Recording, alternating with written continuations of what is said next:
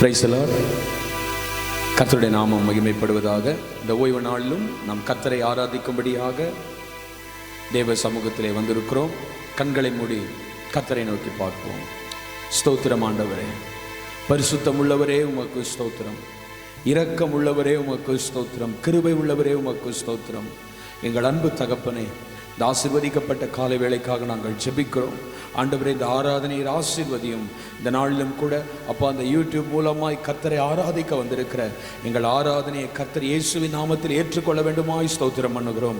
ஆண்டவரே, நல்ல தெய்வீக உணர்வுகளை கொடுத்து கர்த்தர் வழி நடத்தும், அபிஷேகம் பண்ணும். இவர்கள் இருக்கிற வீடுகளில் கர்த்தருடைய வல்லமை இறங்கி ஆண்டவரே பெரிய காரியங்களை செய்யட்டும். முழு இருதய, முழு ஆத்துமா, முழு சிந்தையோடு உம்மை ஆராதிக்க கிருபை செய்யும். இயேசு கிறிஸ்துவின் நாமத்தில் பிதாவே, ஆமென். கர்த்தர் நம்மை ஆசீர்வதிப்பாராக. ஆண்டவராகிய இயேசு கிறிஸ்துவின் அன்பை உணர்த்துகிற பாடலாய், தந்தையின் அன்பு போதாதையா, தாயின் அன்பும் போதாதையா, சிநேகிதன் அன்பு போதாதையா, அன்பு வேண்டுமையா என்கிற பாடலை பாடி நாம் கர்த்தரை ஆராதிக்க போகிறோம். ஆண்டவர் சொன்னது போலவே முழு இருதயம், முழு ஆத்துமா, முழு சிந்தை, முழு பலத்தோடு அவரில் அன்பு கூறுவோம். ஆமென்.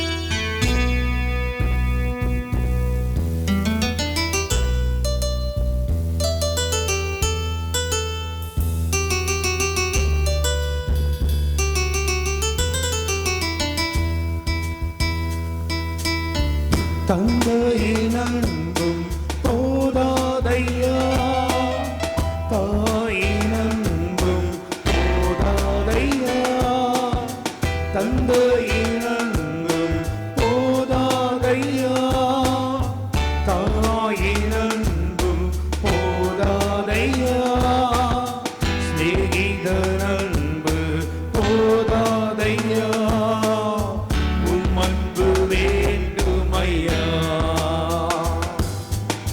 சிநேகிதி அன்பு போதாதையா, அன்பு வேண்டுமையா, உமது அன்பிலே என்னை இழக்கிறே, உமது அன்பிலே என்னை இழக்கிறே, உமது அன்பிற்காய் என்னை தருகிறே, உமது அன்பிற்காய் என்னை தருகிறே. தந்தையின் அன்பும் போதாதையா, தாயின் அன்பும் போதாதையா, தந்தையின் அன்பும் போதாதையா, தாயின் அன்பும் போதாதையா, சிநேகிதன் அன்பு போதாதையா, அன்பு வேண்டுமையா, சிநேகிதி அன்பு போதாதையா, அன்பு வேண்டுமையா, உமது அன்பிலே என்னை இழக்கிறே, உமது அன்பிலே என்னை இழக்கிறே, உமது அன்பிற்காய் என்னை தருகிறே, உமது அன்பிற்காய் என்னை தருகிறே. வாழ்க்கையில பெருமைகள் இருக்கலாம், அதை நாம் நீக்க வேண்டும் நினைத்தால் அது முடியாது. ஆண்டவர் நம் பெருமைகளை நீக்க வல்லவராய் இருக்கிறார். Thank you Jesus.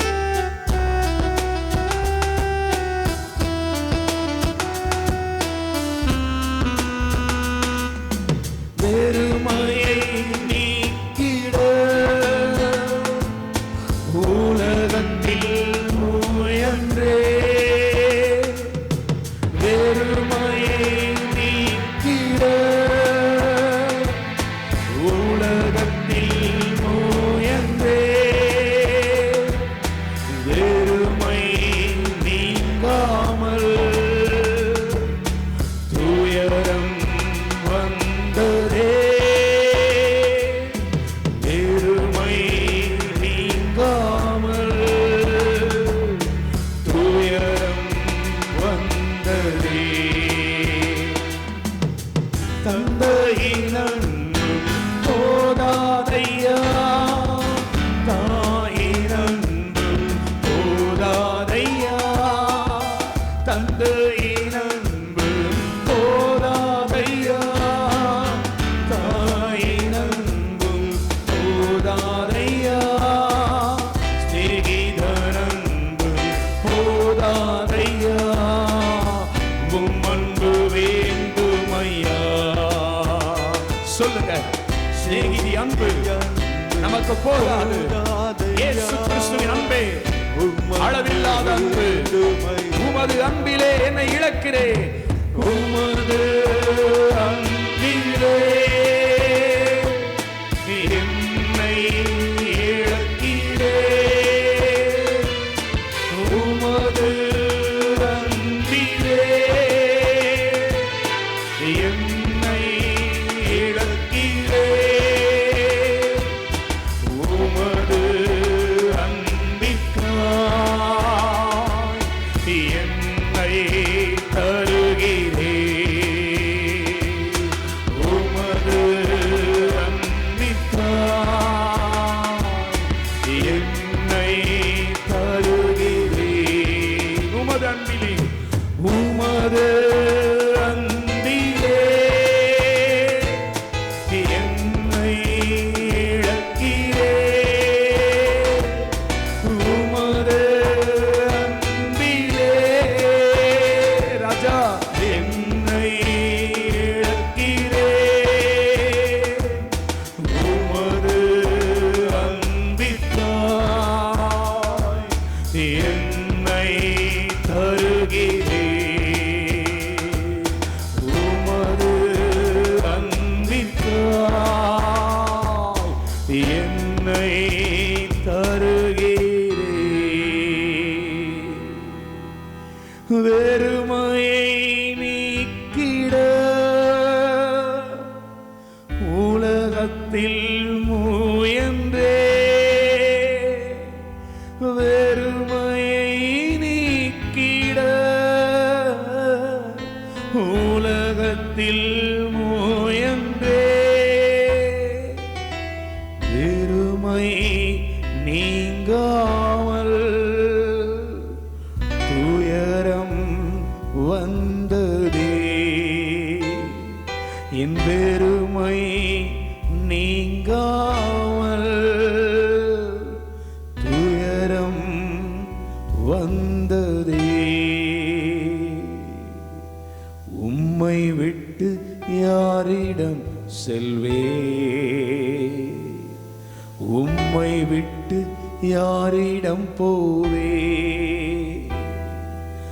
உம்மை விட்டு யாரிடம் செல்வே,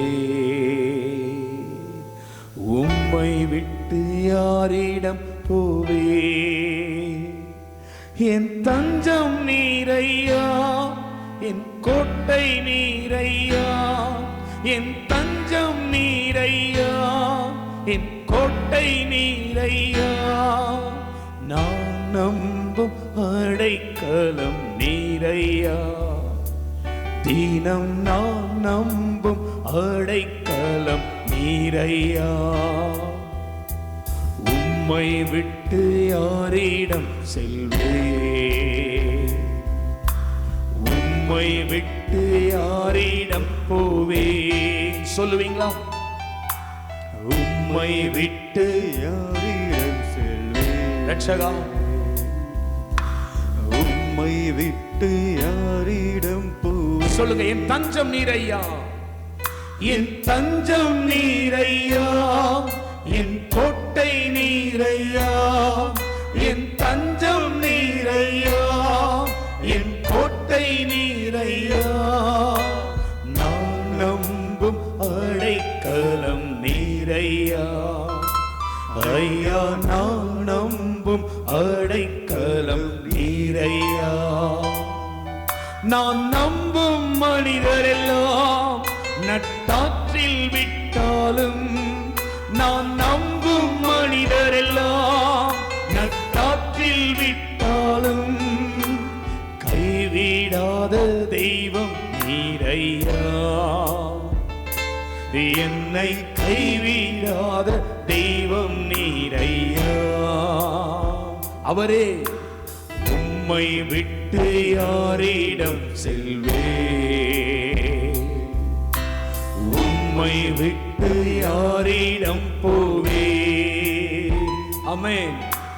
உம்மை விட்டு உன் யாரிடம் வெறுமை நீங்க ஆண்டவர் பாதத்துக்கு வந்தவரை ஆராதிப்பாயானால், உம்மை விட்டு யாரிடம் போவேன்? சொல்லுங்க. என் தஞ்சம் நீரையா, என் தஞ்சம் நீரையா, என் கோட்டை நீரையா, என் தஞ்சம் நீரையா, என் கோட்டை நீரையா, நான் நம்பும் அடைக்கலம் நீரையா, ஐயா நான் நம்பும் அடைக்கலம் நீரையா.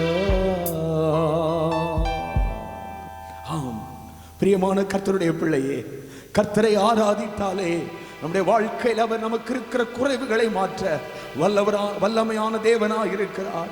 நம்முடைய வெறுமையை நீக்க நாம் எவ்வளவு முயற்சிகளை செய்தாலும் அந்த வெறுமை போகாது. ஆனால் ஆண்டவரை நோக்கி பார்த்தா அந்த வெறுமையை ஆண்டவர் எடுத்து போட வல்லமையான தேவனாய் இருக்கிறார். கர்த்தரை ஆராதிக்கும் பொழுது ஆண்டவருடைய அன்பிற்காக ஏங்கி ஆராதிக்கிறவர்கள் உண்மையாகவே பாக்கியவான்கள். ஆண்டவருடைய அன்புக்காக ஆராதிக்கிற கூட்டம் ஆசீர்வதிக்கப்படுகிற கூட்டம். ஆண்டவருக்கு ஸ்தோத்திரம். தேவ அன்பை எதிர்பார்க்கிறவர்களுக்கு நிச்சயமாகவே தேவன் இயற்கைக்கு அப்பாற்பட்ட அதிசயங்களை செய்ய வல்லமையான தேவனாய் இருக்கிறார். ரோமர் 8:28 இப்படி சொல்லுகிறது, அன்றியும் அவருடைய அனாதி தீர்மானத்தின்படி அழைக்கப்பட்டவர்களாய் தேவனிடத்தில் அன்பு கூறுகிறவர்களுக்கு சகலமும் நன்மைக்கு ஏதுவாக நடக்கிறது என்று அறிந்திருக்கிறோம் என்று அப்போஸ்தலனாகிய பவுல் சொல்லுகிறார். இன்றைக்கு உங்க வாழ்க்கையில நடக்கிற எல்லாம் நன்மைக்கு ஏதுவாக மாற வேண்டுமா? எல்லாவற்றையும் கர்த்தர் நன்மைக்கு ஏதுவாக மாற்ற வேண்டுமா? ஆண்டவரிடத்தில் அன்பு செலுத்துங்கள். நம்மை உண்டாக்கின தெய்வத்தினிடத்தில் அன்பு செலுத்துங்கள். நம்மை படைத்த ஆண்டவருக்கு உங்கள் அன்பை நீங்கள் செலுத்துங்கள். அந்த அன்பிற்காக ஏங்குங்கள். அந்த அன்பிற்காக ஆராதியுங்கள். அந்த அன்பிற்காக துதியுங்கள். ஆண்டவருக்கு ஸ்தோத்திரம். இந்த உலகத்தில் மனிதர்கள் காண்பிக்கிற அன்பெல்லாம் ஒரு காலத்தில் கடந்து போகும். ஆனால் இயேசு கிறிஸ்துவின் அன்பு மாறாத அன்பு, மாறாத அன்பு, அது மறையாத அன்பு. ஆண்டவருக்கு ஸ்தோத்திரம். தேவ கரத்தில் ஒப்பு கொடுத்து, ஆண்டவரே நீர் உண்மையாகவே அன்பான தேவன். உம்மிடத்திலே ஒருவன் அன்பை எதிர்பார்த்து வந்தால் அவனிடத்தில் நீர் இன்னும் அதிகமான ஆசீர்வாதங்களையும், ஆண்டவரே உம்முடைய கருணையையும் இரக்கத்தையும் தயவையும் நீடிய சாந்தத்தையும் வெளிப்படுத்துகிற தேவனாய் இருக்கிறீர். இந்த ஆராதனையிலே கர்த்தருடைய அன்பை நினைத்து, அவரை அன்பாகவே நினைத்து, என் அன்பே என் அன்பே என் அன்பே என் அன்பே என் அன்பே என் அன்பே என் அன்பே என் அன்பே.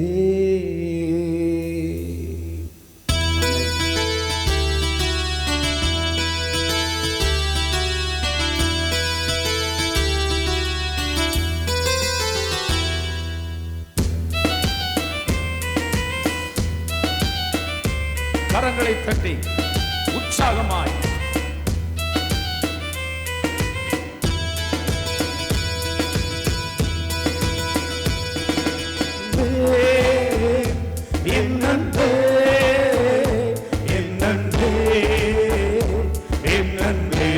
சொல்லுங்க உரிமையா.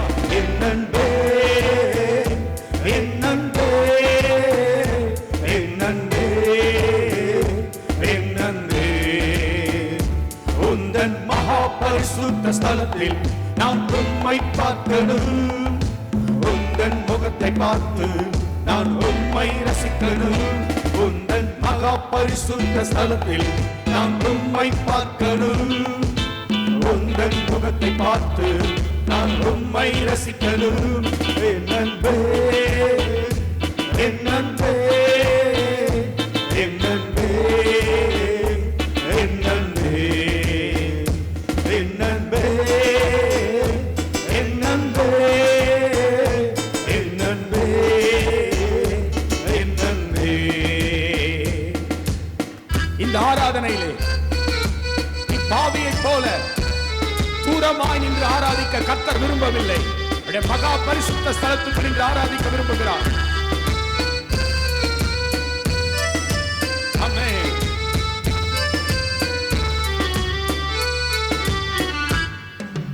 பாவியைப் போல தூரத்தில் நின்று காத்திட விரும்பவில்லை, பிள்ளையைப் போல உம்மிடம் வந்து பேசிட விரும்புகிறேன்.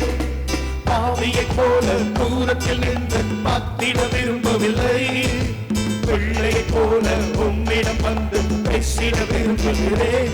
என் அன்பே, என் அன்பே, என் அன்பே, என் அன்பே, என் அன்பே, என் அன்பே, என் அன்பே, என் அன்பே.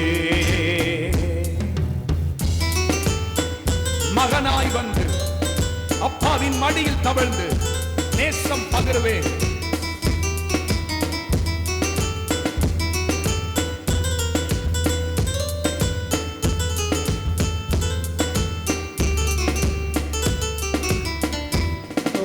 மகனாய் வந்து மடியில் தவழ்ந்து நேசம் பகிர்ந்திடுவேன், முத்தங்கள் தந்து பாசத்தை காட்டி பரவசம் அடைந்திடுவேன். மகனாய் வந்து மடியில் தவழ்ந்து நேசம் பகிர்ந்திடுவேன், முத்தங்கள் தந்து பாசத்தை காட்டி பரவசம் அடைந்திடுவேன். என் அன்பே, என் அன்பே, என் அன்பே, இயேசுவே ரிபன சங்கர மௌதனம். என் அன்பே, என் அன்பே, என் அன்பே, என் அன்பே. உனக்காக முதுகெல்லாம் வாரினால் அடிப்பட்ட முள்முடி சுமந்த தெய்வத்தை. ஆமென்.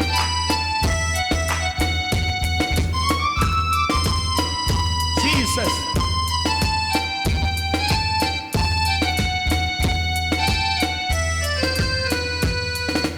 வாரினால் அடிப்பட்டு முள்முடி சுமந்த அன்பை எண்ணுகிறேன், துரோகியாயிருந்த என்னையும் நேசித்த அன்பை பாடுகிறேன். வாரினால் அடிப்பட்டு முள்முடி சுமந்த அன்பை எண்ணுகிறேன், துரோகியாயிருந்த என்னையும் நேசித்த அன்பை பாடுகிறேன்.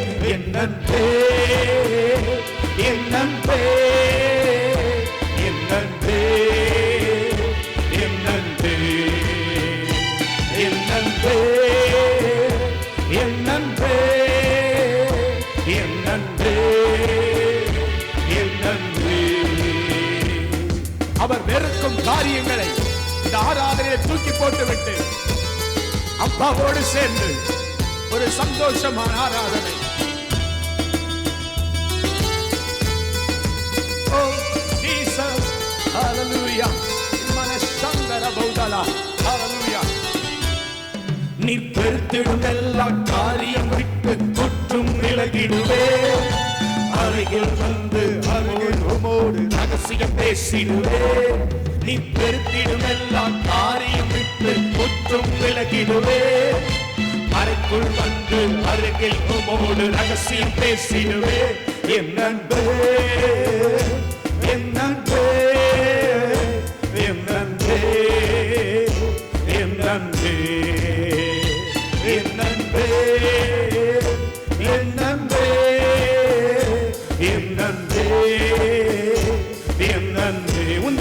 பரிசுத்த உந்தன் மகா பரிசுத்த ஸ்தலத்தில் நான் உம்மை பார்க்கணும்.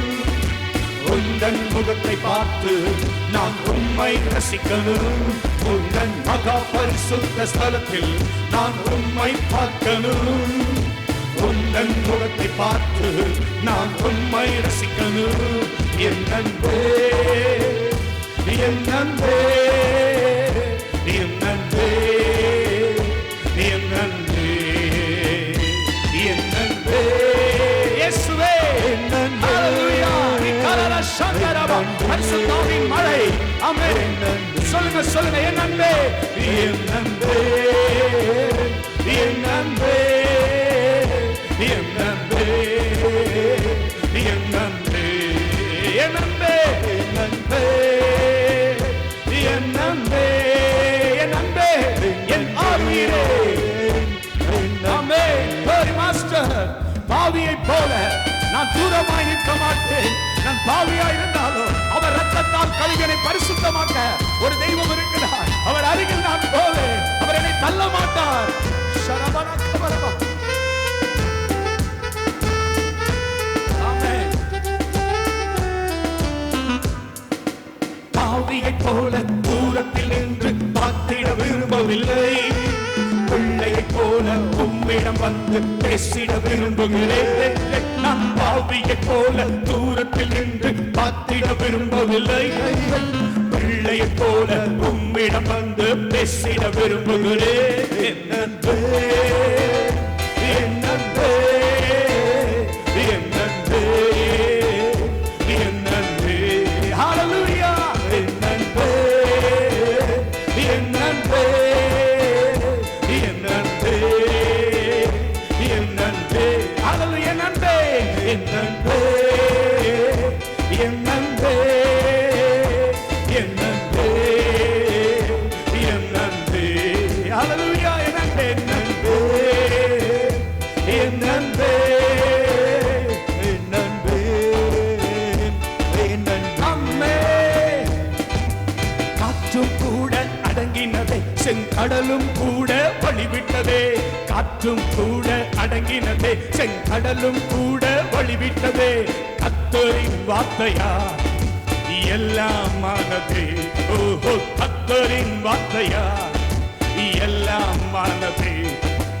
ஆகும் ஆகும் ஆகுமே எல்லாம் உம்மாலாகுமே. ஆகும் ஆகும் ஆகுமே எல்லாம் உம்மாலாகுமே. உந்தன் வார்த்தையால் எல்லாம் ஆகுமே. உந்தன் வார்த்தையால் எல்லாம் ஆகுமே. ஆகும் ஆகும் ஆகுமே எல்லாம் உம்மாலாகுமே. ஆகும் ஆகும் ஆகுமே எல்லாம் உம்மாலாகுமே. பலமும் தேவையில்லை, பராக்கிரமம் தேவையில்லை. கர்த்தரின் ஆவியால் எல்லாம் ஆகும். Thank you Jesus. இம்மன சந்தரபா ஹல்லேலூயா ஹல்லேலூயா. பலமும் கூட தேவையில்லை, பராக்கிரமம் கூட தேவையில்லை.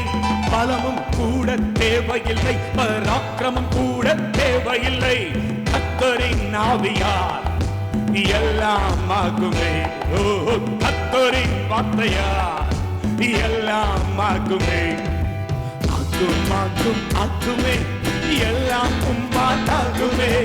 ஆகும் ஆகும் ஆகுமே எல்லாம் உம்மாலாகுமே.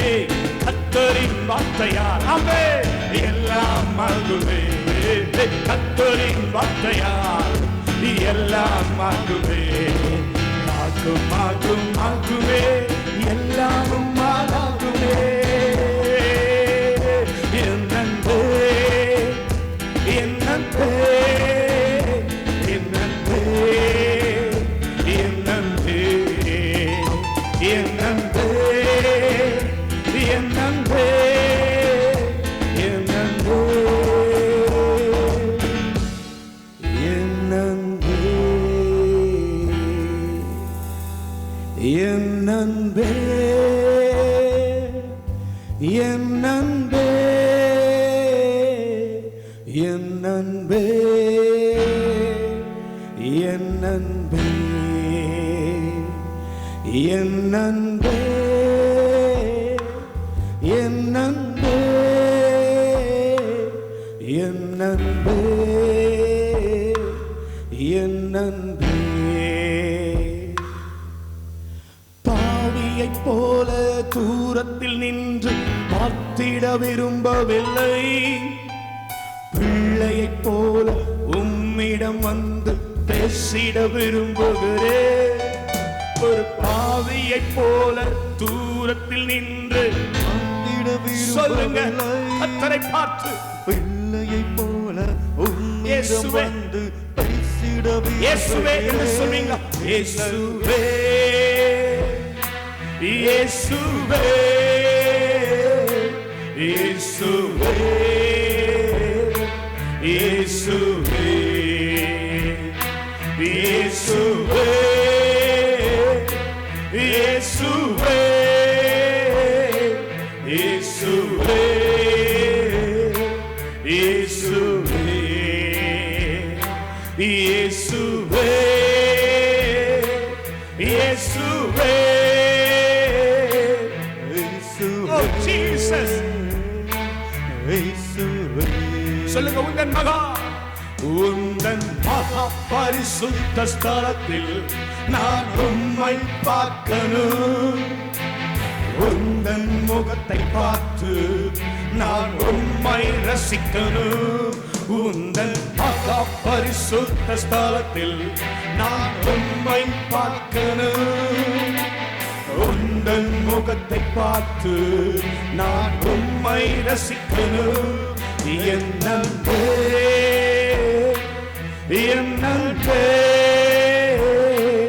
என் அன்பே. Yes, Lord. என் அன்பே என் அன்பே. ஆமென். கர்த்தருடைய பிள்ளை, நீ அப்பாவோட பரிசுத்த ஸ்தலத்தில் நின்று நீ அப்பாவை பார்த்துபடி சொல்லும் பொழுது அவர் இரக்கத்தோடு சொல்லுங்க, என் அன்பே. ஆமென். இந்த கதறலை அவர் கேட்டுக் கொண்டிருக்கிறார், இந்த கண்ணீரை அவர் பார்த்துக் கொண்டிருக்கிறார், இந்த சத்தம் அவருடைய காதுகளிலே தொனிக்கிறதா. இயேசுவே, ஆமென். என் அன்பே என் அன்பே என் அன்பே என் அன்பே. ஆமென் ஆமென். உம்மை நேசிப்பேன் நேசிப்பேன் நேசிப்பேன் இயேசுவே. உம்மை நேசிப்பேன் நேசிப்பேன் நேசிப்பேன் இயேசுவே. ஆராதனை. ஆமென். ஆராதனை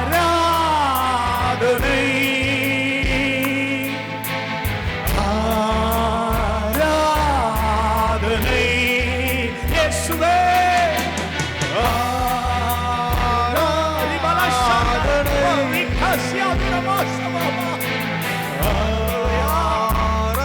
ஆராதனை நேசிப்பே நேசிப்பே நேசிப்பே நேசிப்பே நேசுவே. உம்மை நேசிப்பே நேசிப்பே நேசிப்பே இயேசுவே. ஆராதனை. ஆராதிப்போமா?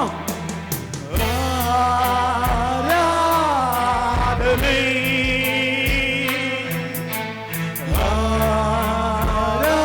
ஆராதனை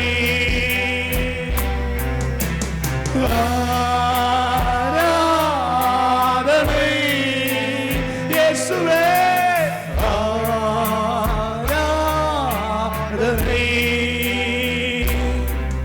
உம்மை நேசிப்பேன் நேசிப்பேன் நேசிப்பேன் இயேசுவே.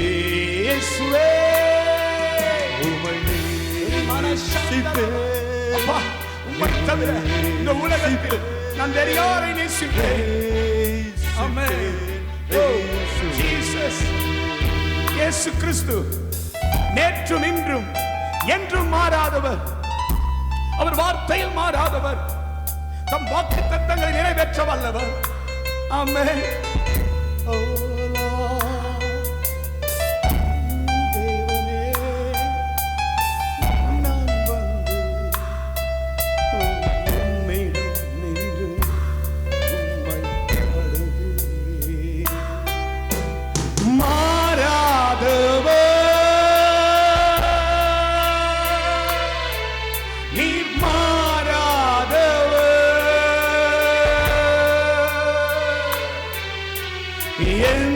இயேசு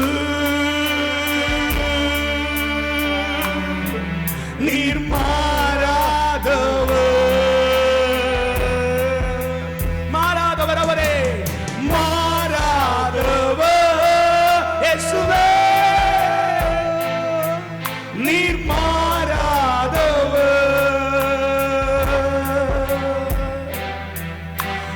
என் இயேசு நீர் மாறாதவர்.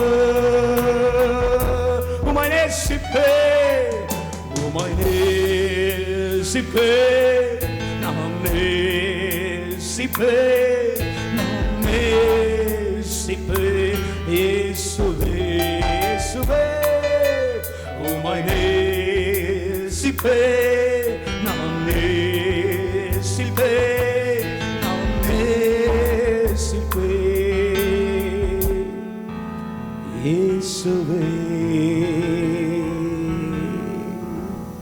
எங்கள் அன்பு தகப்பனே, இந்த காலை வேளையில் உம்மை ஆராதிக்க நீர் எங்களுக்கு தந்த மகா பெரிய தயவுக்காக ஸ்தோத்திரம். உண்மையாய் உள்ளத்தின் ஆழத்தில் இருந்து ஏசப்பா உம்மை நேசிக்கிறோம். ஒருவரை மட்டுமே நேசிக்கிறோம். ஒருவரை மட்டுமே அன்பு செலுத்துகிறோம் தகப்பனே.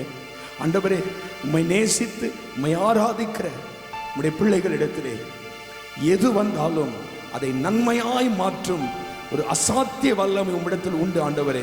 இவர்கள் வாழ்க்கையில் இப்பொழுது எது வந்திருந்தாலும் அதை ஆண்டவர் நன்மைக்கு எதுவாக மாற்றி ஆசீர்வதித்து நடத்தும்.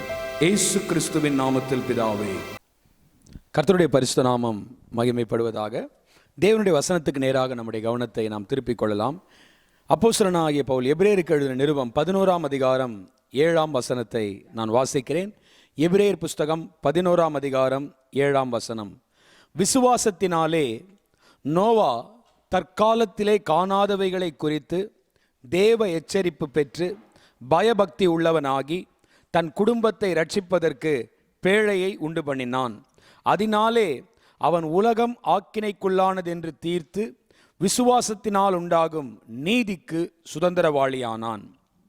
கண்களை மூடி ஒரு நிமிடம் விசுவாச அறிக்கை பண்ணுவோம். ஸ்தோத்திரம், ஸ்தோத்திரம், ஸ்தோத்திரம்.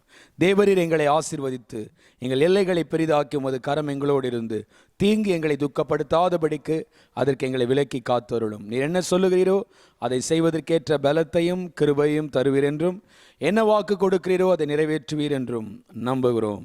இயேசு கிறிஸ்துவின் நாமத்தில் பிதாவே, ஆமேன். ஆண்டவருடைய நாமம் மகிமைப்படுவதாக. விசுவாசத்தினாலே நோவா தற்காலத்திலே காணாதவைகளை குறித்து தேவ எச்சரிப்பு பெற்று பயபக்தி உள்ளவனாகி தன் குடும்பத்தை ரட்சிப்பதற்கு பேழையை உண்டு பண்ணினான். அதனாலே அவன் உலகம் ஆக்கினைக்குள்ளானதென்று தீர்த்து விசுவாசத்தினால் உண்டாகும் நீதிக்கு சுதந்திரவாளியானான். இந்த நாளில் என்னுடைய செய்தியின் தலைப்பு நீதிக்கு சுதந்திரவாளி. தேவன் நமக்கு அநேக வாக்கு தத்தங்களை கொடுத்திருக்கிறார். அந்த வாக்கு தத்தங்களுக்கு சுதந்திரவாளியாய் மாற்ற கர்த்தர் விரும்புகிறார். நீங்களும் நானும் ஆண்டவருடைய கரத்தில் இருந்து ஏராளமான வாக்கு தத்தங்களை பெற்றிருக்கிறோம். நம்முடைய வாழ்க்கையில தேவன் நம்மை ரட்சித்த நாள் முதற்கொண்டு நம்மோடு கூட எத்தனையோ வார்த்தைகளை கர்த்தர் பேசியிருக்கிறார். பேசின வார்த்தைகள் எல்லாம் நம்மிடத்தில் வார்த்தைகளாக அல்ல, அவைகளுக்கெல்லாம் நாம் சொந்தக்காரனாக மாற வேண்டும் என்று கர்த்தர் விரும்புகிறார். நீதிக்கு சுதந்திரவாளியாக நீங்கள் மாற வேண்டும். நீதி என்று சொன்னால் கர்த்தருடைய வசனம். அந்த வசனத்துக்கு நீங்கள் சுதந்திரவாளியாய் மாற வேண்டும். தேவன் அதற்கேற்ற விதத்திலே உங்களையும் என்னையும் நடத்த சர்வசக்தி படைத்த தேவனாய் இருக்கிறார். கிதியோன் என்கிற மனிதனை குறித்து வேதத்தில் கவனித்து பாருங்கள்.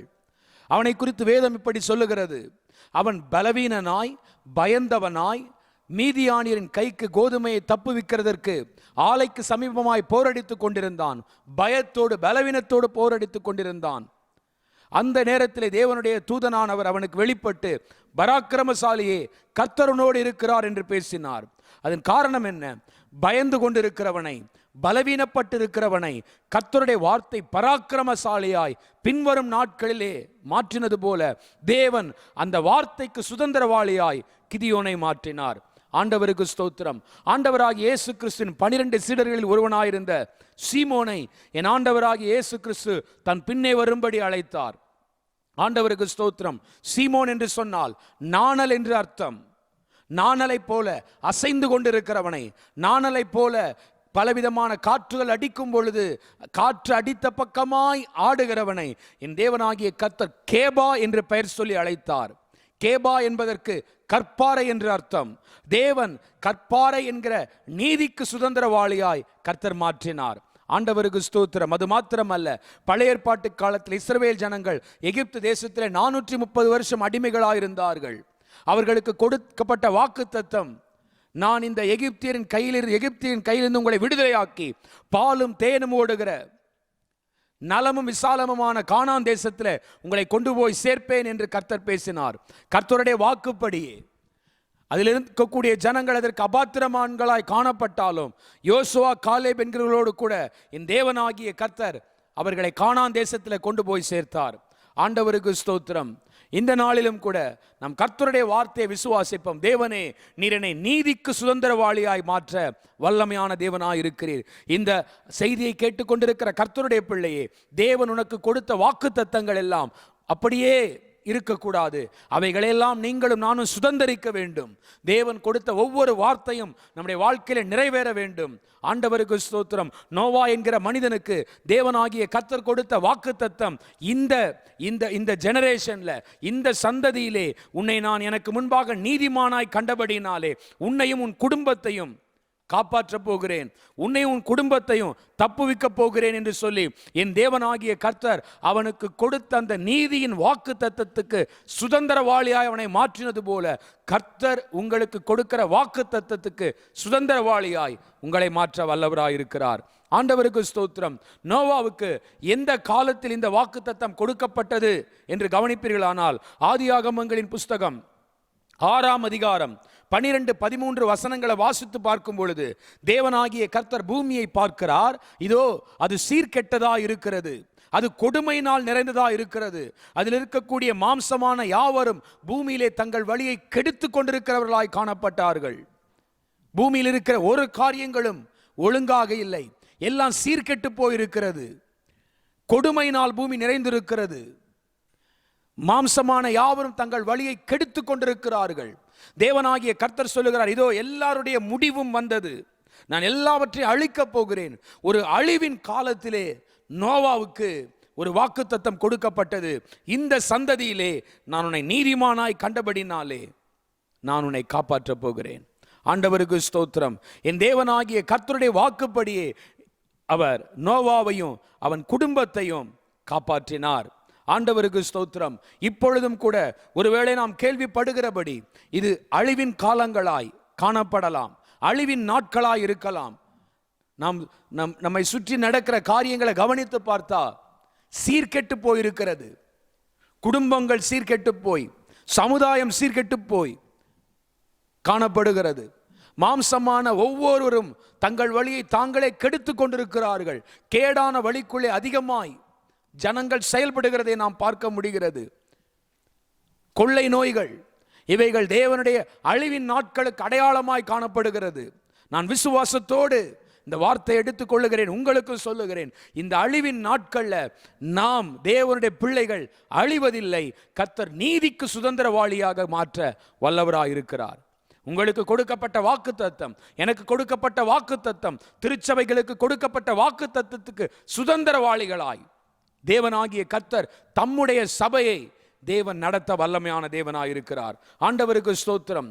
சுதந்திரவாளி என்கிறவன் எல்லாவற்றிற்கும் எஜமான். கலாத்தியருக்கு எழுதிய நிருபம் 4ஆம் அதிகாரம் 1ஆம் வசனத்தில் நீங்க வாசித்து பார்க்கும் பொழுது சுதந்திரவாளியானவன் எல்லாவற்றுக்கும் எஜமானா இருந்தும் அவன் சிறு பிள்ளையா இருக்கும் காலம் அளவும் அவனுக்கும் அடிமையானவனுக்கும் வித்தியாசம் இல்லை என்று எழுதப்பட்டிருக்கிறது. நீங்களும் நானும் சுதந்திரவாளிகள் தான். ஆனால் நாம் சிறு பிள்ளையா இருப்போமானால் நாம் அந்த வாக்குத்தத்தத்துக்கு சுதந்திரவாளிகளாய் மாற முடியாது. நாம் பிள்ளைகளைப் போல, சிறு பிள்ளைகளைப் போல நம்முடைய ஆவிக்குரிய ஜீவியத்தில் இருப்போமானால் நாம் அந்த வாக்குத்தத்தத்தை சுதந்திரித்துக் கொள்ள முடியாது. இன்றைக்கு நீதிக்கு சுதந்திரவாளியாய் மாற வேண்டும். நீதிக்கு சுதந்திரவாளியாய் மாற வேண்டுமானால் நாம் நம்முடைய விசுவாச வாழ்க்கையிலே வளருகிறவர்களாய் காணப்பட வேண்டும். ஆண்டவருக்கு ஸ்தோத்திரம். ஆண்டவரோடு நடக்கலாம், ஆண்டவரோடு ஜெபிக்கலாம், ஆண்டவரோடு திருவிருந்தெடுக்கலாம். ஆண்டவருக்கு ஸ்தோத்திரம். ஆனால் மறுபடியும் பிள்ளைகளைப் போல விழுந்து விழுந்து போய்கொண்டே இருப்போமானால் நம்மால் வாக்குத்தத்தங்களுக்கு சுதந்திரவாளிகளாய் மாற முடியாது. ஒரு நிலையான ஜீவியம் வேண்டும், ஒரு ஸ்திரமான ஆவிக்குரிய வாழ்க்கை வேண்டும், ஸ்திரமான ஜெபம் வேண்டும், உறுதியான விசுவாசம் வேண்டும். இன்னும் மறுபடியும் விழுந்து கொண்டே இருந்தா அது பிள்ளைகளுக்குரிய வாழ்க்கை.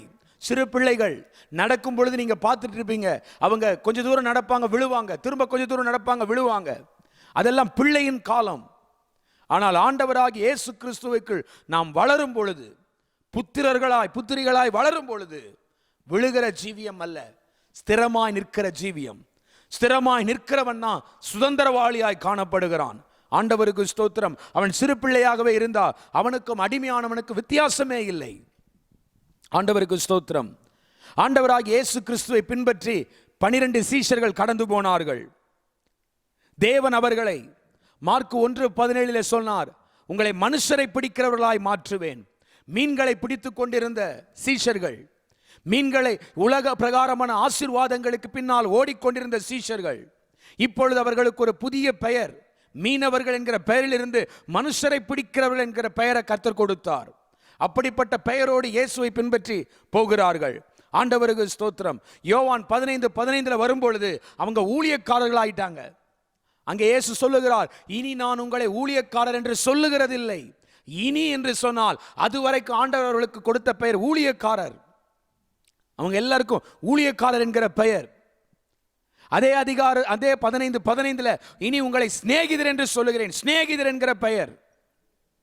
பாருங்க, அவங்க விசுவாச வாழ்க்கையில இயேசுவோடு நடந்து, இயேசுவோடு ஜெபித்து, இயேசுவோடு திருவிருந்து எடுத்து, இயேசு கிறிஸ்துவோடு அவர்கள் ஊழியம் செய்து இப்பொழுது சிநேகிதர்களாய் மாறிவிட்டார்கள். ஆண்டவருக்கு ஸ்தோத்திரம். ஆனால் யோவான் எழுதின சுவிசேஷம் 21:5 வாசித்து பார்ப்பீர்களானால், இயேசு கிறிஸ்துவோடு 3.5 வருஷம் ஊழியம் செய்திருந்தும், அவருடைய அற்புதங்களை கண்ணார கண்டிருந்தும், மரித்த லாசரை உயிரோடு எழுப்பினதை பார்த்தார்கள், நாயின் ஒரு விதவையின் மகனை உயிரோடு எழுப்பினதை பார்த்தார்கள், 5 அப்பம் 2 மீன்கள் எடுத்து 5000 பேருக்கு தேவன் போஷித்து கொடுத்ததை கண்டார்கள். இப்படி பல அற்புதங்களை கண்ணால கண்டிருந்தும் தங்கள் வாழ்க்கையில பொருளாதார பிரச்சனை வந்த பொழுது பேதுரும் அவனோடு கூட மற்ற சீஷர்களும் மீன் பிடிப்பதற்கு கடலுக்கு போனார்கள். ரா முழுவதும் அவர்கள் ஒரு மீன் கூட பிடிக்கவில்லை. யோவான் 21:5 இயேசு கிறிஸ்து கரையில நின்று கேட்கிறார், பிள்ளைகளே, சாப்பிடுகிறதற்கு உங்களிடத்தில் ஏதாகிலும் உண்டா? இதுவரை தேவன் அழைக்காத ஒரு பெயரிலே இப்பொழுது சீஷர்களை அழைக்கிறார். அது என்ன பெயர் தெரியுமா? பிள்ளைகளே. அப்படி அவர் கூப்பிட்டதே இல்லை தன்னுடைய சீஷர்களை. ஆனா இப்பதான் முதல் முறையா அப்படி கூப்பிடுகிறார். என்ன காரணம் அப்படின்னு சொன்னா, அவர்கள் ஆண்டவரோடு ஜெபித்தும், ஆண்டவரோடு விசுவாச வாழ்க்கையில நடந்தும், ஆண்டவரோடு கூட திருவிருந்து எடுத்தும் ஊழியம் செய்தும் அவர்கள் இன்னும் சிறு பிள்ளைகளாக இருக்கிறார்கள். சுதந்திரவாளியாக மாற முடியவில்லை. வாக்குத்தத்தம், தேவன் கொடுத்த வாக்குத்தத்தம் உண்டு, தேவன் கொடுத்த அபிஷேகம் உண்டு, தேவனுடைய அழைப்பு உண்டு.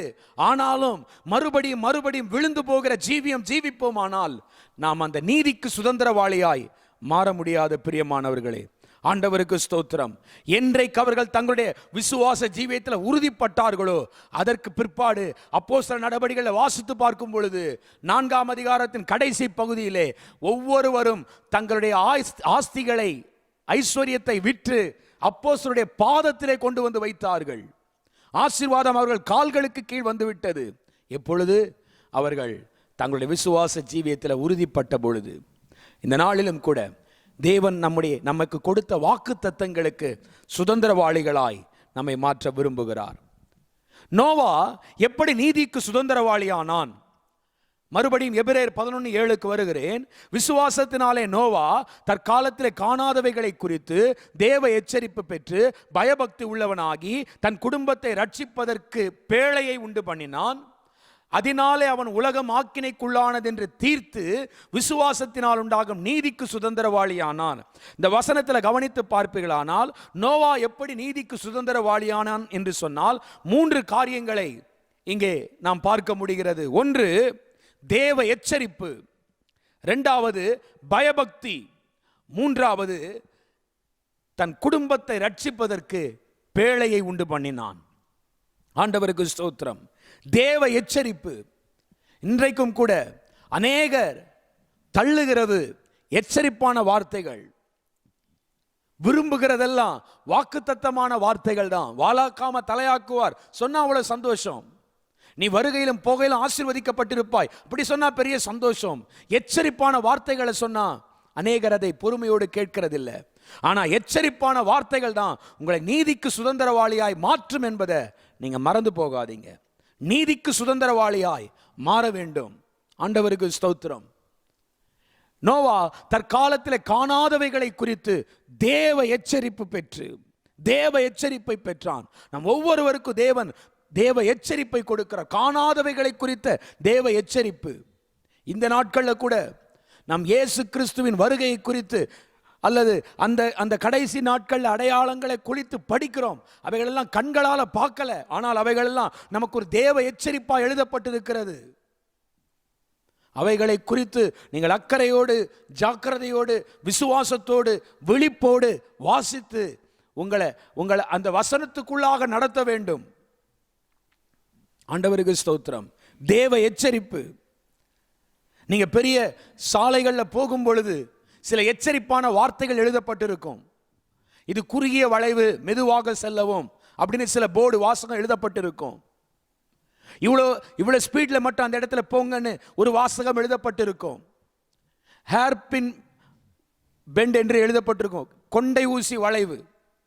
காரணம் என்ன அப்படின்னா அந்த இடத்துல ஆபத்துக்கள் நடக்காமல் இருக்க, ஒரு ஆபத்து வராமல் இருப்பதற்காக அந்த மனுஷனுக்கு எச்சரிக்கும், அந்த மனுஷனை ஒரு பாதுகாப்பாக அவன் போகணுன்றதுக்காக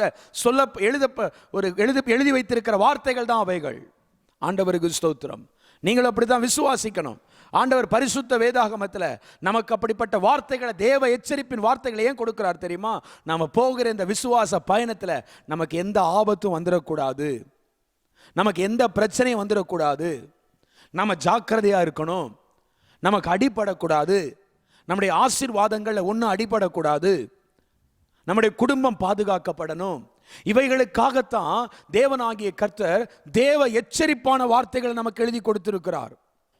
ஆண்டவருக்கு ஸ்தோத்திரம். ஆபத்து நடக்காமல் இருக்க இவைகளை கர்த்தர் கொடுத்திருக்கிறார். இவைகளை ஒருபொழுதும் தள்ளாதீங்க. தேவன் வெளிப்படுத்தி கொடுப்பார். சில நேரங்கள் நீங்க வசனங்களை வாசிக்கும் பொழுது எச்சரிப்பான வார்த்தைகளே வரும். அப்போஸ்தலர் 7ஆம் அதிகாரம் 22ஆம் வசனத்தில் வாசித்து பார்த்தீங்கன்னா, மோசே எகிப்தின் சகல சாஸ்திரத்திலும் கற்று தேர்ந்தவனாய் வாக்கிலும் செய்கையிலும் வல்லவனாயிருந்தான். செய்கையில பெரிய வல்லவன். என்ன கொடுத்தாலும் ரொம்ப அழகா செஞ்சிருவான். அவன் கையில எதை கொடுத்தாலும் நல்லா செஞ்சிருவான். செய்யறதுல அவன் வல்லவன். ஆனா என் தேவனாகிய கர்த்தர் யாத்திராகம புஸ்தகம் 25ஆம் அதிகாரம் 40ஆம் வசனத்துல அவனுக்கு பரலோகத்தில் இருக்கக்கூடிய மாதிரியை காண்பித்து, நீ ஆசரிப்பு கூடாரத்தை நீ பார்த்த மாதிரியே செய், பரலோகத்தில் இருக்கிற மாதிரியின்படியே செய்ய நீ எச்சரிக்கையா இருன்னு கர்த்தர் சொன்னார். ஆசரிப்பு கூடாரத்தை கட்டும் பொழுது உன் இஷ்டத்துக்கு கட்டிராதப்பா, உன் மூளைக்கு தோன்றபடி கட்டிராதப்பா, உன் அறிவுக்கு தோன்றபடி கட்டிராத.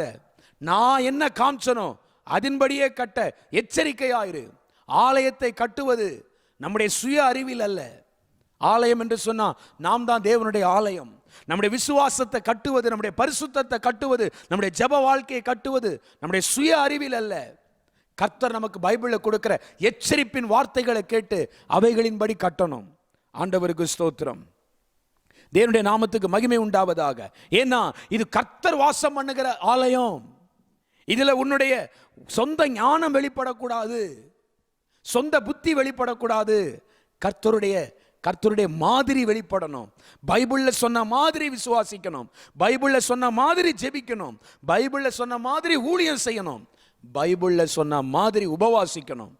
பைபிள்ல சொன்ன மாதிரி தான் கர்த்தர் மேல் கர்த்தருடைய பரிசுத்தத்தை நாம கை கொள்ளணும். ஆண்டவருக்கு ஸ்தோத்திரம். இந்த காலை வேளையில விசுவாசத்தோடு, ஆண்டவரே நீர் எனக்கு கொடுத்த தேவ எச்சரிப்பின் வார்த்தைகளை நான் எடுத்துக்கொள்வேன் ஆண்டவரே, அதுதான் என்னை நீதிக்கு சுதந்திரவாளியாய் மாற்றும். யோசுவாவின் புஸ்தகத்தில் நீங்க 6ஆம் அதிகாரத்தில் 18ஆம் வசனம், எரிகோப கர்த்தர் அவங்க கையில ஒப்பு கொடுக்கும் பொழுது அவர்களுக்கு எச்சரிக்கையா ஒரு வார்த்தை சொன்னார், இந்த சாபத்தீடானதுல ஒன்றும் நீங்கள் எடுத்துக்கொள்ளாதபடிக்கு எச்சரிக்கையாயிருங்க. ஏன் சொன்னார்? அடுத்து ஒரு யுத்தம் வரப்போகுது, ஆயி பட்டணத்தின் மேல அவங்க யுத்தம் பண்ணணும், அப்போ அவங்க தோற்க கூடாதுன்னா இப்போ கர்த்தர் சொன்ன எச்சரிப்பின் வார்த்தையை கை கொள்ளணும். ஆனால் நடந்தது என்ன சம்பவம் நமக்கு தெரியும். அவ்வளோ பெரிய 25 லட்சம் பேருக்கும் அதிகமான ஒரு பெரிய சபைக்குள்ள ஆகான் என்கிறவன் சாபத்திடானதை கையில் எடுத்துக்கொண்டான். அது நிமித்தமாய் அங்கே ஆயி பட்டணத்தில் அவர்கள் தோற்று போனார்கள். 36 பேர் இறந்து போனார்கள். முதல் நாளே தலைவனும் மற்ற எல்லாரும் தங்கள் தலையில மண்ணை அள்ளி போட்டுக்கொண்டு தேவ சமூகத்தில் உட்கார்ந்து ஏன் இப்படி நடந்தது, இந்த தோல்விக்கு என்ன காரணம் என்று புலம்பிக் கொண்டிருக்கிறார்கள். ஒரு யுத்தத்தின் தோல்விக்கு என்ன காரணம்? தேவ எச்சரிப்பை அசட்டை பண்ணினதுதான் காரணம். தேவன் ஏன் எச்சரிக்கிறார்? அடுத்த ஒரு யுத்தம் வரப்போகிறது, அடுத்த ஒரு பிரச்சனை வரப்போகிறது. அதற்கு இப்பொழுது கர்த்தர் உனக்கு கொடுத்த எச்சரிப்பு உன்னை நிச்சயமாய் காப்பாற்றும், உன்னை நிச்சயமாய் தப்புவிக்கும். என அன்பான கர்த்தருடைய பிள்ளையே, ஆண்டவருக்கு ஸ்தோத்திரம். எச்சரிக்கைக்கு நீங்கள் உங்கள் செவிகளை சாய்த்து கொள்ளுங்கள். காணாதவைகளை குறித்து எச்சரிப்பு. அது வரைக்கும் நோவாவின் காலத்தில் அவனுக்கு மழையை அவன் வரும் மழையை பார்த்ததே கிடையாது. அது வரைக்கும் மழை வந்ததே கிடையாது. மூடு பனி தான் வரும். பார்க்காத ஒரு மழையை குறித்து என் தேவனாகிய கர்த்தர் சொல்லும் பொழுது விசுவாசத்தில் அதை எச்சரிப்பா எடுத்துக்கொண்டான், ஒரு பெரிய மழை வரப்போகிறது என்று. கர்த்தர் அப்படி நமக்கு சொல்ற வார்த்தைகளை நாம் எடுத்துக்கொள்ளணும் இல்லையா? அப்பொழுதுதான் நீதிக்கு சுதந்திரவாளியாய் நாம் மாற முடியும். ஆண்டவருக்கு ஸ்தோத்திரம். ஞானத்தில் சிறந்த ஒருவன் சாலமோன். இந்த சாலமோனுக்கு கர்த்தர் ஒரு பெரிய ஞானத்தை கொடுத்திருந்தார். கடற்கரை மணலத்தனையான மன விருத்தியை கர்த்தர் அவனுக்கு கொடுத்திருந்தார் என்று சொல்லி வேதம் சொல்லுகிறது. அவனுடைய முகத்தின் தரிசனத்தை தேட எல்லா ராஜாக்களும் வருவாங்களாம். பாருங்க, கடவுள் மூஞ்ச பார்க்க இல்ல, சாலமோன் முகத்தை பார்க்க ஒவ்வொரு தேசத்திலிருந்து புறப்பட்டு வருவாங்க. எகிப்தின் ராணி அவனை பார்க்க வந்தா, சேபாவின் ராஜா ஸ்திரீ அவனை பார்க்க வந்தா. அவனுடைய ஞானத்தை கண்டு பிரமித்து போனான். தேவன் அவன் அப்படி ஆசீர்வதிச்சு வச்சிருந்தார். கர்த்தர் நம்ம எல்லாரையும் அப்படிதான் ஆசீர்வதிச்சிருக்கிறார். சாலமோனுடைய ஆசீர்வாதம் எனக்கு உண்மையாகவே ஒரு பெரிய ஆச்சரியத்தை கொடுத்தது. அவனுடைய ஞானம், அவனுடைய அரண்மனை, அவன் கர்த்தருக்கு கட்டின ஆலயம், அவன் வீட்டிலே அவனுக்கு வேலை செய்கிற வேலைக்காரர்களுக்கு கொடுக்கப்பட்ட வஸ்திரம், இவ்வளோ ஏங்க சாலமோன் சாப்பிட்ட சாப்பாடு. நீங்க 1 ராஜாக்கள் புஸ்தகம் 4ஆம் அதிகாரம் 22 முதல் 24 வரைக்கும் உள்ள வசனங்களை வாசித்து பார்த்தீங்கன்னா சாலமோன் சாப்பிட்ட சாப்பாடு என்னன்னு எழுதிருக்கு. ஒரு நாளைக்கு, பயந்துராதீங்க, சாலமோன் ஒரு நாளைக்கு சாப்பிட்ட சாப்பாடு சொல்றேன், 90 மரக்கால் மாவு பிசைஞ்சு சப்பாத்தி சாப்பிடுவாங்களாம் சாலமோன். 90 மரக்காப்படி மாவு. ஒரு மரக்கானாலே இவ்வளவு பெருசு இருக்கும், உங்களுக்கு தெரியும். 90 மரக்காப்படி மாவு எடுத்து ஒரு நாளைக்கு பிசைஞ்சு சாப்பிடுவாங்களாம் சப்பாத்தியா. அது மட்டும் இல்லை, ஒரு நாளைக்கு 10 கொழுத்த மாடு, 20 மேய்ச்சல் இருக்கிற மாடு, மொத்தம் 30 மாடு அடிச்சு சாப்பிடுவாங்க ஒரு நாளைக்கு. நீங்க ஒரு மாசத்துக்கு நினைச்சிட போறீங்க. ஒரு நாளைக்கு 30 மாடு, 100 ஆடு. இது இல்லாம கலைமான், வெளிமான், பறவை, அதெல்லாம் தனியா. ஒரு நாளைக்கு சாப்பாடுங்க இது. இவ்வளவு செழிப்பா ஆண்டவர் அவனை வச்சிருந்தார். ஆண்டவருக்கு ஸ்தோத்திரம். அவனுக்கு வேண்டிய எல்லாத்தையும் கொடுத்தார்.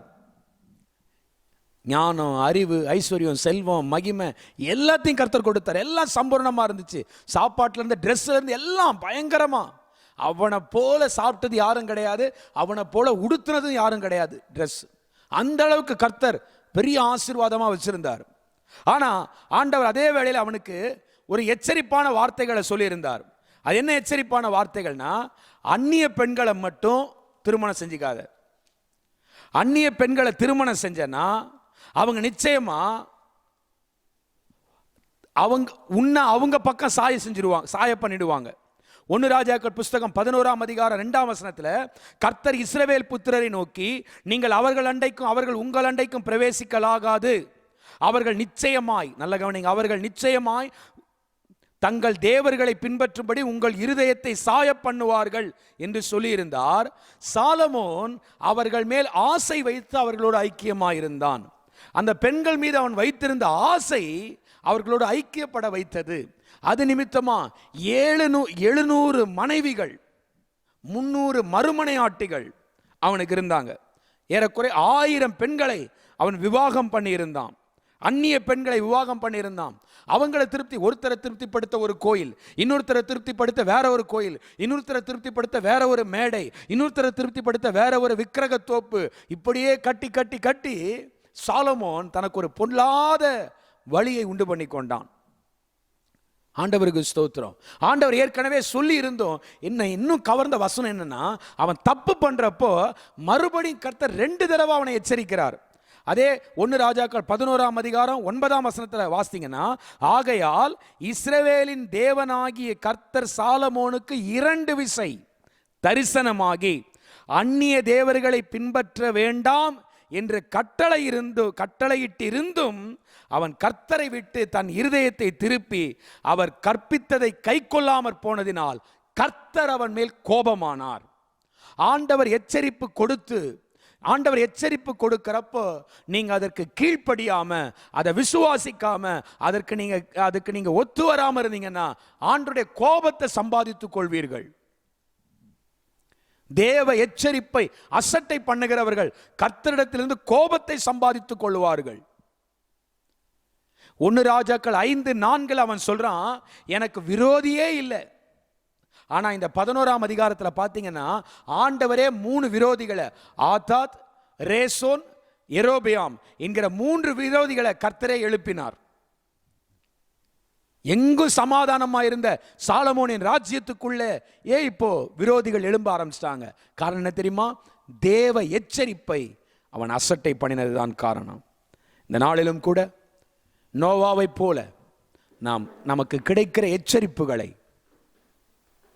தேவ சமூகத்தில் ஒப்பு கொடுத்து, ஆண்டவரே நான் நீதிக்கு சுதந்திரவாளியாய் மாற அவைகளை நான் கூர்ந்து கவனிக்கிறேன் என்று உங்களை ஒப்பு கொடுங்க. ஆண்டவருக்கு ஸ்தோத்திரம். 2வதாக, நோவா எப்படி நீதிக்கு சுதந்திரவாளியானான்? பயபக்தி உள்ளவனாகி என்று சொல்லி எபிரேயர் 11:7 வாசிக்கிறோம். அவபக்தி நிறைந்த உலகத்தில் பயபக்தியாய் வாழ்ந்த நோவா இன்றைக்கும் கூட நாம் வாழுகிற இந்த உலகத்திலே நம்மை சுற்றி இருக்கிறவர்கள் அவபக்தியோடு வாழுகிறதை நாம் பார்க்க முடிகிறது. பக்தி இல்லை, அவபக்தியாய் வாழுகிறார்கள். கிறிஸ்தவர்களே அவபக்தியோடு வாழுகிறார்கள். தேவனை குறித்த பயம் இல்லை, தேவனை குறித்த பக்தி இல்லை. இந்த செய்தியை கூட நீங்க பக்தியோட கேட்குறீங்களா, பயத்தோட கேட்குறீங்களா, அல்லது சும்மா ஏதோ மற்ற வீடியோக்கள்லாம் பார்க்குற மாதிரி, ஒரு பொழுதுபோக்கு வீடியோக்களை பார்க்குற மாதிரி பார்க்குறீங்களா? ஒரு பயபக்தியோடு உட்கார்ந்து கர்த்தருடைய செய்தின்னு கேட்குறீங்களா? இல்லைன்னா நீங்க எழுந்திருச்சு போயிட்டு வந்துட்டு உங்க வேலைகளை கவனிச்சுட்டு இருக்கிறீங்களா? அவபக்தி நிறைந்த உலகம். இதுல நாம நீதிக்கு சுதந்திரவாளி ஆகணும்னா பயபக்தியோடு வாழணும். ஆண்டவருக்கு ஸ்தோத்திரம்.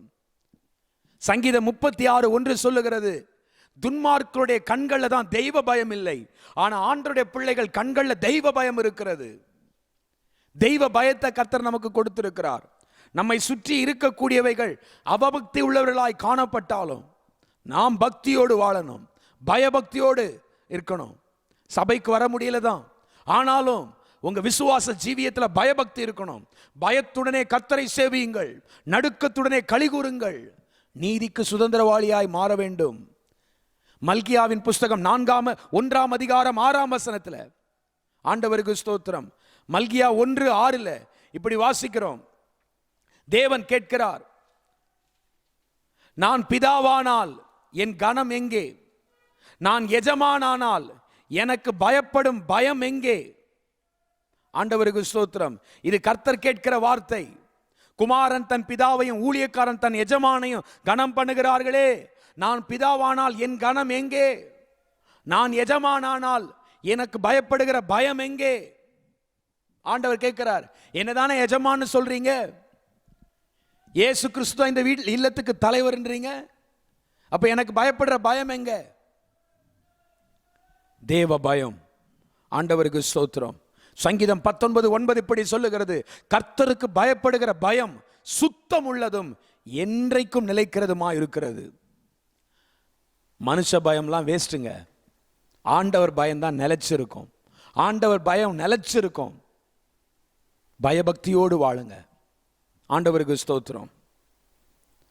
அப்போஸ்தலர் நடபடிகள் புஸ்தகத்தில் 9ஆம் அதிகாரம் 31ஆம் வசனத்தை வாசித்து பார்த்தீங்கன்னா, சபைகள் சமாதானம் பெற்று பக்தி விருத்தி அடைந்து கர்த்தருக்கு பயப்படுகிற பயத்தோடும் பரிசுத்த ஆவியின் ஆறுதலோடும் நடந்து பெருகின என்று வாசிக்கிறோம்.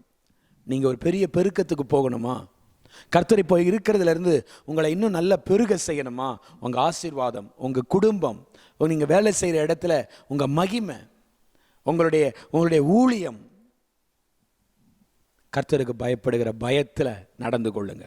சபை கர்த்தருக்கு பயப்படுகிற பயத்தோடு நடக்கணும். நம்மை சுற்றி அவபக்தி நிறைந்த மனிதர்கள் தான்.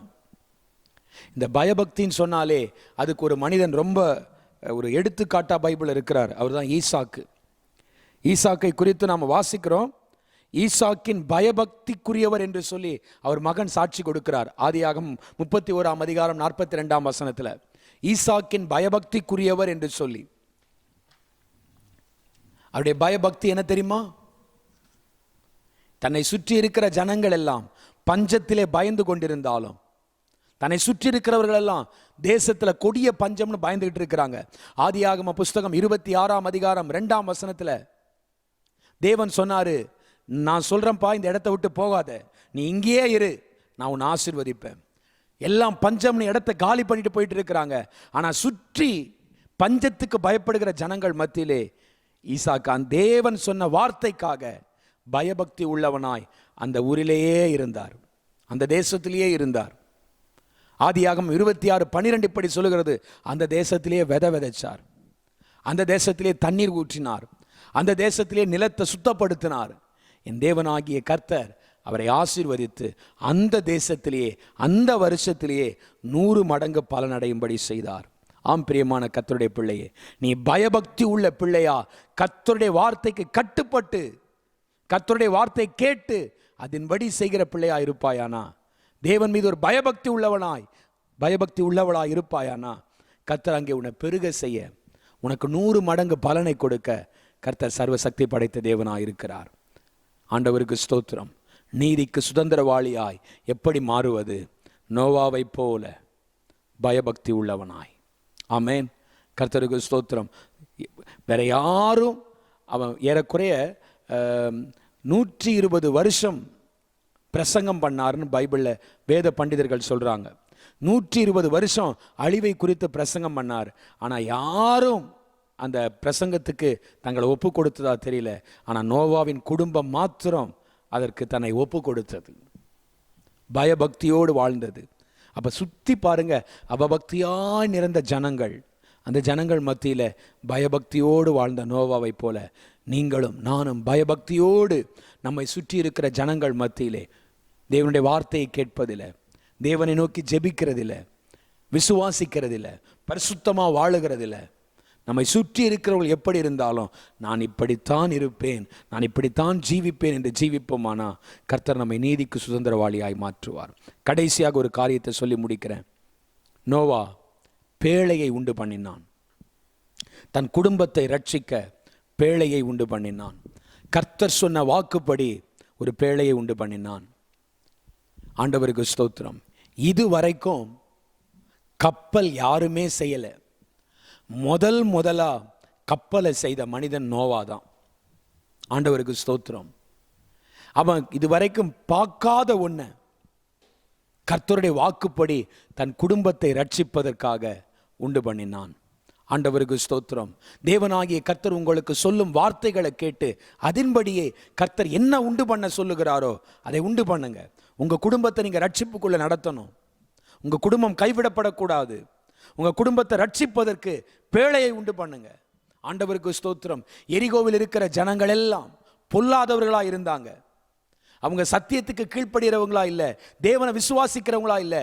ஆனால் அந்த ஊர்ல ராகாப் என்கிற விபச்சாரி வேசி, அவ எதிரிகளை தன் வீட்டிலே ஏற்றுக்கொண்டு விசுவாசித்து அவங்க சொன்ன வார்த்தையின்படி சிவப்பு நூல் கயிறை கட்டி தன் குடும்பத்தை ரட்சித்தாள்.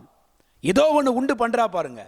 மற்றவங்களை போல எதிரிகளை பகைக்கிறவர்களா இல்லை, தன் தேசத்துக்கு வந்த தேசத்துக்கு எதிரிகளை, ஆனா அவங்க கர்த்தருடைய பிள்ளைகள்னு தெரிஞ்சு அவங்கள தன் வீட்டில் அந்த வேவுக்காரரை ஏற்றுக்கொண்டு, அவளை பொறுத்த வரைக்கும் அவங்க சத்துரு தானே, அவங்கள ஏற்றுக்கொண்டு சத்துருக்களை ஏற்றுக்கொண்டு தன் குடும்பத்தை ரட்சிப்பதற்கு அவள் ஒரு ஆயத்தம் பண்ணினாள். ஆண்டவருக்கு ஸ்தோத்திரம். அப்போஸ்தலர் நடபடிகள் புஸ்தகம் 10ஆம் அதிகாரம் 2ஆம் வசனத்தில் கொர்நேலியு என்கிற மனிதனை குறித்து வாசிக்கிறோம். ஒரு பெரிய செல்வந்தன், ஒரு பெரிய பட்டாளத்தில் மிலிட்டரியில் இருக்கிறவன், 100 பேருக்கு அதிபதி, செஞ்சுரியன், பெரிய மனிதன். ஆனால் அவனை குறித்து வேதம் இப்படி சொல்லுகிறது, தன் குடும்பத்தை எப்படியாவது ரட்சிக்க வேண்டும் என்பதற்காக தான தர்மம் செய்கிறவனாய் ஜெபிக்கிறவனாய் இருந்தானா கொர்நேலியு. அவனுக்கு ஒரு அக்கறை, தன் குடும்பத்தை எப்படியாவது ரட்சிக்க ஏதாவது செய்யணும். உங்க குடும்பத்தை ரட்சிக்க பரிசுத்த கிரியைகள் எதையாவது ஒன்றை செய்யுங்க. கர்த்தர் உங்களுக்கு சொல்லுகிறதை செய்யுங்க. கர்த்தர் உங்களுக்கு சொல்லுகிறபடி செய்வீர்களானா நீங்க உங்க குடும்பத்தை ரட்சிப்புக்குள்ள கொண்டு வர முடியும். ஆண்டவருக்கு ஸ்தோத்திரம். தேவன் சொன்னபடி செய்யணும். தேவன் சொன்னதை சில பேர் பாதி செய்வாங்க, பாதி செய்ய மாட்டாங்க. நீங்க லூக்கா எழுதின சுவிசேஷம் 5ஆம் அதிகாரத்தில் அங்கே ஒரு ஒரு பேதுருவை குறித்து வாசிக்கிறோம். அவன் இரவு முழுவதும் மீன் பிடிக்கும்படி போனான், ஒரு மீன் கூட அகப்படவில்லை. ரொம்ப அப்படியே சோர்ந்து போன முகத்தோடு வலைகளை அலசி கொண்டு இருக்கிறான். அப்பொழுது இயேசு கிறிஸ்து அந்த படகின் மேல் உட்கார்ந்து போதகம் பண்ணி முடிக்கிறார். போதகம் பண்ணி முடிச்ச உடனே பேதுரு மூஞ்ச பார்க்குறாரு, இஞ்சி தின்ன குரங்கு மாதிரி இருக்கு. இப்போ ஆண்டவர் சொல்றாரு, பேதுரு கொஞ்சம் ஆழத்தில் தள்ளி கொண்டு போய் மீன் பிடிக்கும்படி உங்க வலைகளை போடுங்கள்னு ஆண்டவர் சொல்றாரு. அவன் சொல்றான், ஐயரே ரா முழுவதும் பிரயாசப்பட்டேன், ஒரு மீன் கூட அகப்படவில்லை, ஆகிலும் உடைய வார்த்தையின்படி வலையை போடுகிறேன்னு சொல்றான். நீங்க கவனிச்சீங்கன்னா லூக்கா 5:4 கர்த்தர் வலைகளை போடுங்கன்னாரு, 4:6 அவன் வலையை போட்டான். வலைனா ஒன்று, வலைகள்னா பல வலைகள், பன்மையில் இருக்கிற வார்த்தை அது. நீங்க அதே அதிகாரத்தில் அந்த 6ஆம் வசனத்தை கவனிச்சீங்கன்னா வலை கிழிஞ்சு போச்சாம். இருக்கிறதும் ஏன் கிழிஞ்சது? கர்த்தர் சொன்னபடி முழுசா கரெக்டா செய்யல.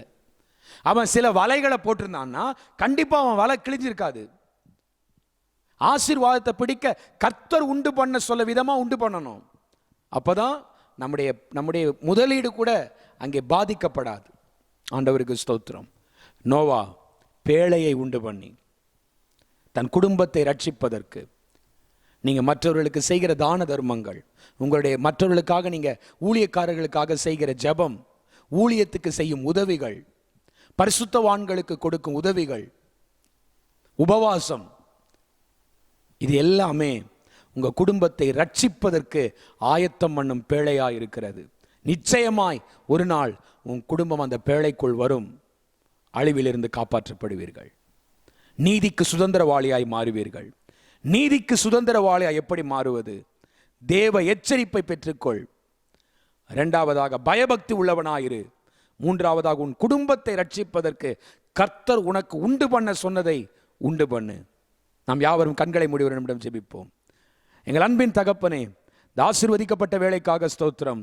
ஆண்டவரே, நோவாவின் வாழ்க்கையில் நாங்கள் கற்றுக்கொண்ட இந்த 3 காரியங்களுக்காக ஸ்தோத்திரம். ஆண்டவரே, அப்பா, என்னையும் இந்த செய்தியை கேட்கிற ஒவ்வொருவரையும் தகப்பனே, நீர் எப்படியாகிலும் நீதிக்கு சுதந்திரவாளியாய், வாக்குத்தத்தத்துக்கு சொந்தக்காரர்களாய், உரிமையாளர்களாய் மாற்ற வேண்டும். ஆண்டவரே, எங்களை தாழ்த்தி ஒப்புக் கொடுக்கிறோம்.